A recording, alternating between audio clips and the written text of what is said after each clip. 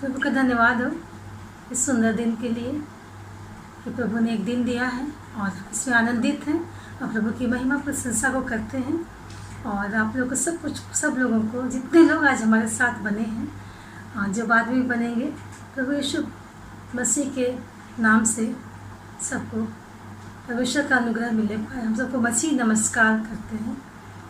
आज हम वचन देखते हैं 2 कुरिन्थी उसका 6 अध्याय उसका 17 पद। 2 कुरिन्थी उसका 6 अध्याय 17 पद। उसमें इस प्रकार लिखा हुआ है, इसलिए प्रभु कहता है कि उनके बीच में से निकलो, अलग रहो और अशुद्ध वस्तु को मत छुओ, तो मैं तुम्हें ग्रहण करूँगा। आमीन। प्रभु परमेश्वर सुंदर वचन पर बहुत ऐसे आशीष दे। यहाँ हम देखते हैं कि हमें परमेश्वर की उपस्थिति का आनंद लेने के लिए हमें क्या करना चाहिए। जी हाँ, हमें परमेश्वर की उपस्थिति का आनंद लेने के लिए अपने व्यक्तिगत लाइफ मतलब पर्सनल लाइफ को पवित्र करने की आवश्यकता है। जी हाँ, हमें अपने जीवन को पवित्र करना है। जैसा हम पाते हैं यशाया और उसका 52 अध्याय और उसका 11 पद। यशाया 52 अध्याय और उसका 11 पद हमें बताता है, लिखा हुआ उसमें इस प्रकार,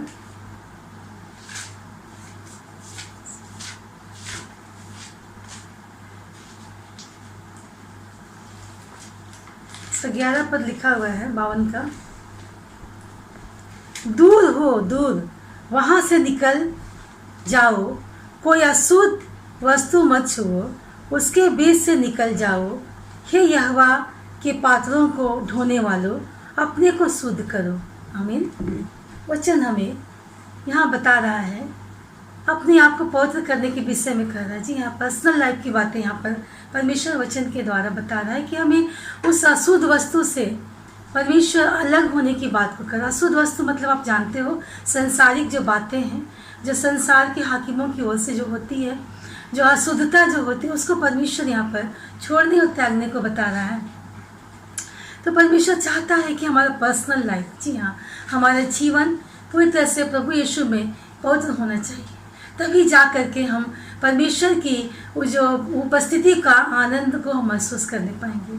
जी हाँ, हम हेजिकल और उसका 20 अध्याय उसका 41 पद देखते हैं, उसमें क्या लिखा हुआ है।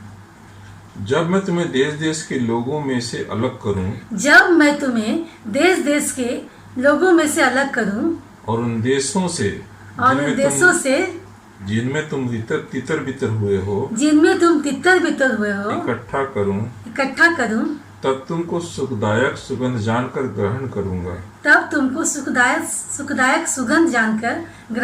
और अन्य जातियों के सामने तुम्हारे द्वारा पवित्र ठहराया जाऊंगा। आमीन। जी हाँ, इस वचन में स्पष्ट है कि छुटकारे को बतलाया जा रहा है। जी हाँ, अर्थात परमेश्वर वचन का तितर बुतर, यहाँ हम भटके हुए लोग को परमेश्वर ढूंढना चाहता है, उसको ढूंढ के लाना चाहता है इसके वचन के अनुसार। और यहाँ पर जितने भी धर्मी लोग हैं, परमेश्वर उसको आज छुटकारे के बंधन से छुड़ाना चाहता है।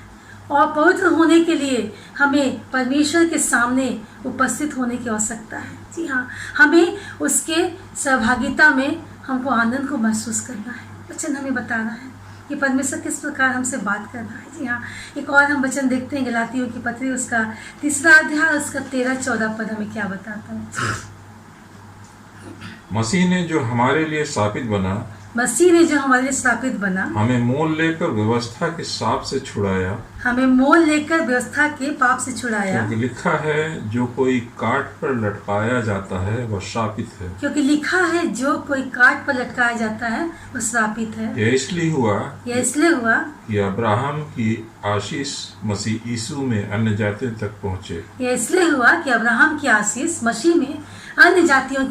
और हम विश्वास के द्वारा उस आत्मा को प्राप्त करें जिसकी प्रतिज्ञा हुई है। जी हाँ, अर्थात परमेश्वर की आत्मा को प्राप्त करें जो हमें प्रतिज्ञा के द्वारा प्राप्त हुई है।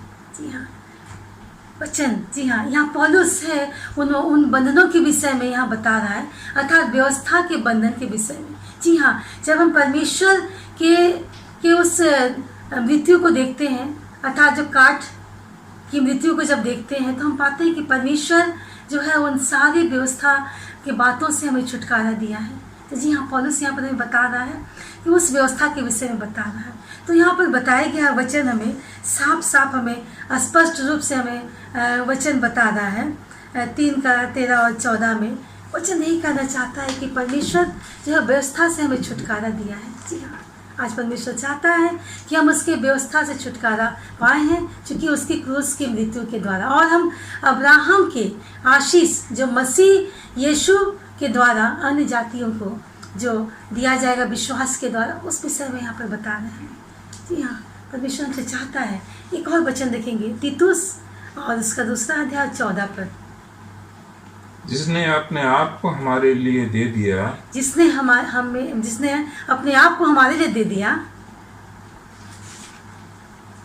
कि हमें हर प्रकार के अधर्म से छुड़ा ले, कि हमें हर प्रकार, जी हाँ, हर प्रकार के अधर्म से छुड़ा ले, और शुद्ध करके अपने लिए एक ऐसी जाति बना ले, और शुद्ध करके अपने लिए एक ऐसी जाति बना ले जो भले भले कामों में सरगर्म हो, जो भले भले कामों में सरगर्म हो। आमीन। जी हाँ, यहाँ हम देखते हैं, यहाँ पर तीतुस है, वो तीतुस की पत्री में पाते हैं कि यहाँ पर 2 बातों को बताया जा रहा है। जी हाँ, यहाँ 2 बातों से हमें छुटकारा के विषय में बताया जा रहा था, सभी दुष्टताओं से छुटकारा। जी हाँ, जितने प्रकार की संसार में हम शारीरिक बातों में जो दुष्टता है, उससे परमेश्वर हमें छुटकारा के विषय में बता रहा है। एक पवित्र किए लोग किस प्रकार से उत्सुक होते हैं, वे स्वयं अपने अच्छे कामों के लिए वे परमेश्वर के सामने उत्सुक होते हैं। जी हाँ, वचन हमें 2 बातें, दूसरी बातें बता रहा है। वो चाह रहा है कि व्यक्तिगत पवित्रता, जी हाँ, पर्सनल लाइफ के विषय में बता रहा है परमेश्वर। व्यक्तिगत पवित्रता, परमेश्वर की सेवा करने के लिए हम सक्षम हम बनते हैं। अगर हम अपने आप को पवित्र करते हैं तो परमेश्वर की सेवा करने के लिए हम सक्षम बनते हैं, और उसके द्वारा ग्रहण किए जाते हैं। जी हाँ, परमेश्वर के द्वारा। किसके द्वारा?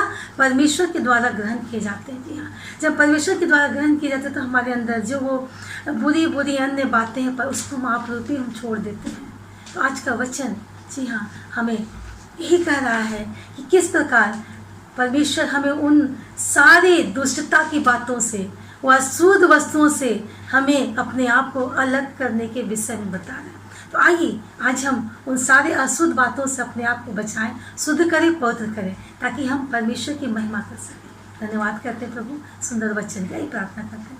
धन्यवाद करते पिता परमेश्वर के। सचमुच प्रभु जी, तो चाहता है कि हम इस संसार की हर एक अशुद्ध वस्तुएं जो हमारे जीवन को प्रभु जी पूरी तरह से वो गंदगी फैलाती है हमारे जीवन में, प्रभु जी उन सारे बातों को हम छोड़ नहीं पाए। क्योंकि प्रभु जब तू आएगा पिता परमेश्वर, जैसा हमने वचन में पढ़ा, तो प्रभु जी हम जहाँ कहीं भी हैं, हम तितर बितर क्यों ना प्रभु जी, तू हमें उस जगह से ढूंढ के लाएगा प्रभु जी। क्योंकि तू चाहता है कि प्रभु जी हम बचाए जाएं उस अशुद्ध वस्तु के द्वारा, और तू चाहता है पिता परमेश्वर कि हम तेरे में अपने जीवन को पवित्र करें, अपने जीवन की हर दुष्टता की बातों को हम त्यागने पाए पिता परमेश्वर, ताकि प्रभु जी हम तेरी सेवा कर सके प्रभु जी, तेरे लिए ग्रहण योग होने पाए पिता परमेश्वर। सचमुच प्रभु जी धन्यवाद करते, जितने लोग प्रभु जी आज हमारे संग जुड़े हैं, सबके जीवन से बातचीत कर प्रभु जी, हर बुरी बात जो उनके जीवन में प्रभु जी, उनके जीवन को प्रभु जी नाश कर दे प्रभु, सारे बातों को उनके जीवन से छुटकारा दे दे पिता परमेश्वर, उनके जीवन को शुद्ध कर, पवित्र कर प्रभु जी, और उसी भली बातों को रख जो उनके लिए